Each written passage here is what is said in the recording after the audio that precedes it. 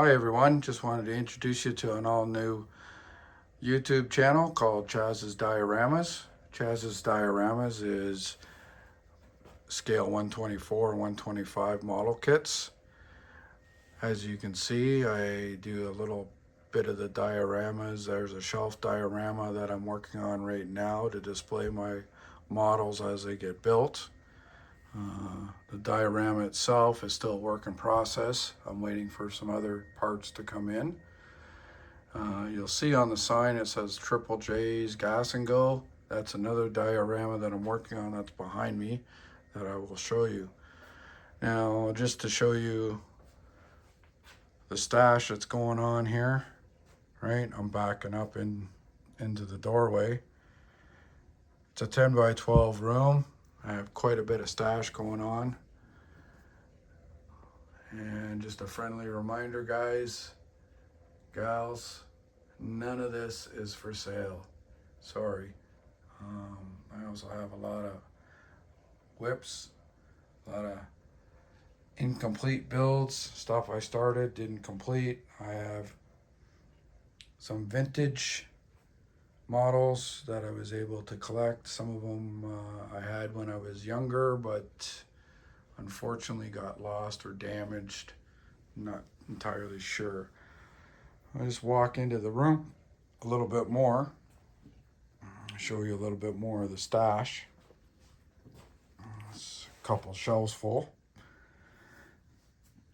Kind of starting to get scattered all over the place. Definitely need some cleaning up, that's for sure. Like I said, there's some vintage stuff in there. There's one right there, the Ice Patrol.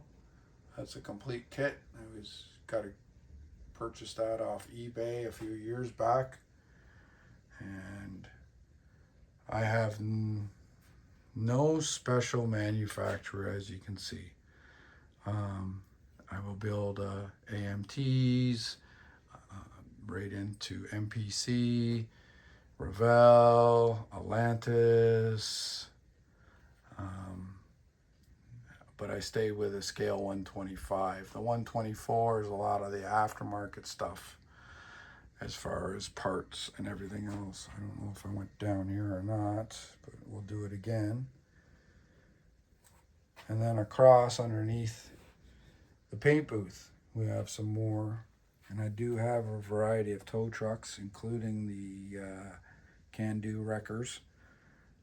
I got a big plan for that one.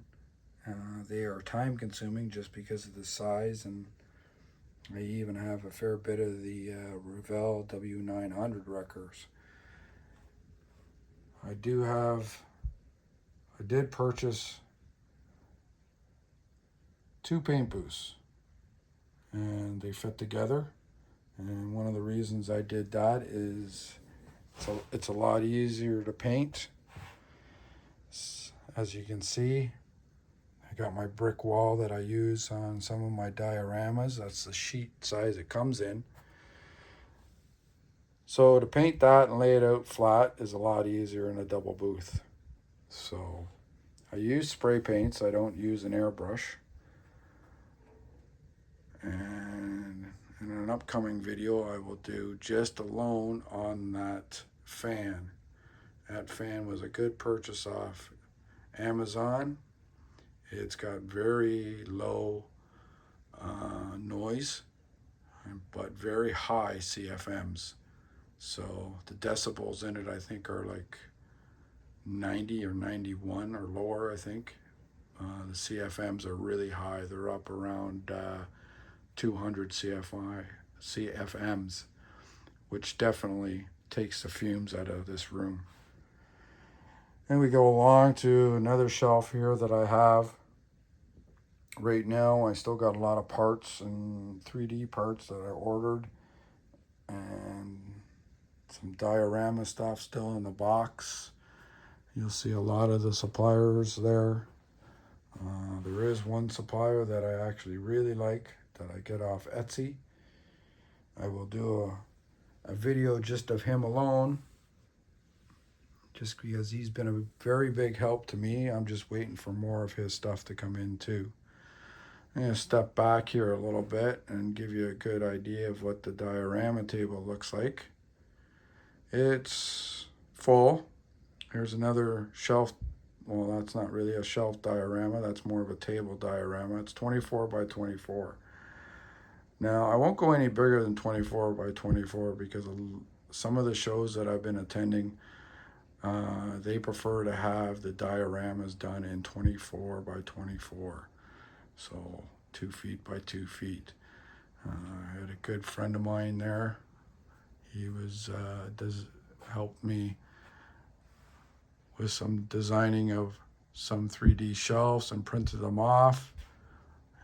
He did a really excellent job to help me. Still doing some more organization. There's all kinds of parts and diorama pieces in there that I need to go through.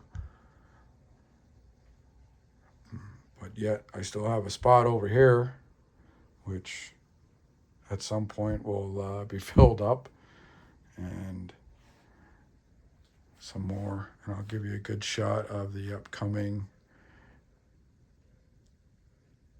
diorama. Now this one is the Triple J's Gas and Go. This was designed basically for models that are built that aren't going in the specific diorama. You'll see a lot of them coming and going through the Gas and Go. Movius F250 that I'm working on for the Gas and Go. That's the one with the plow. I made it into a dually. Ford Raptor, that is a curbside snap kit.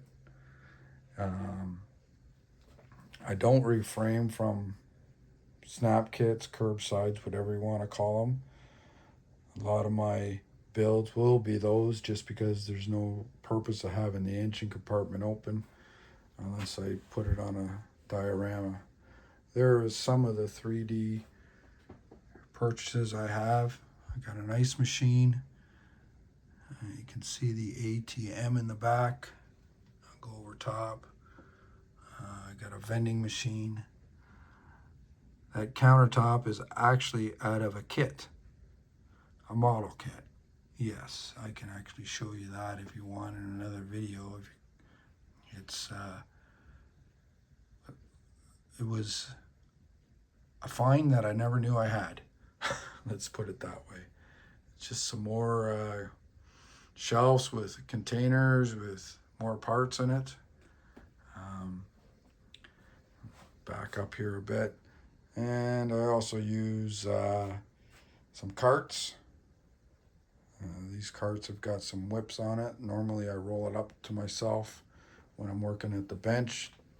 Gives me a little more space. I have another cart here. Just more or less it's got tools and other products that I use.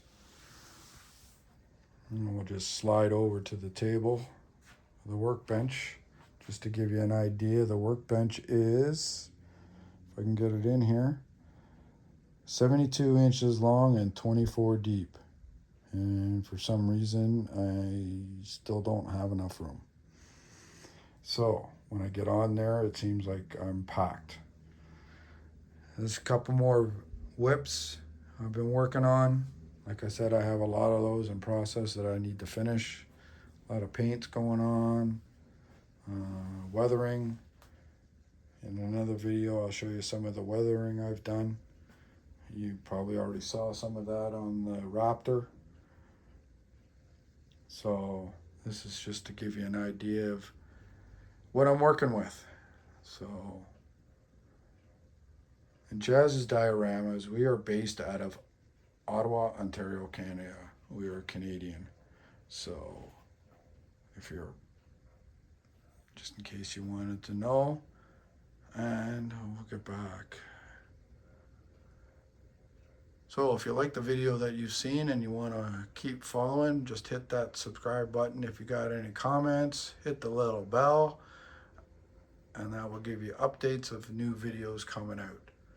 I appreciate you all watching, And any comments that you make and subscriptions, we greatly appreciated.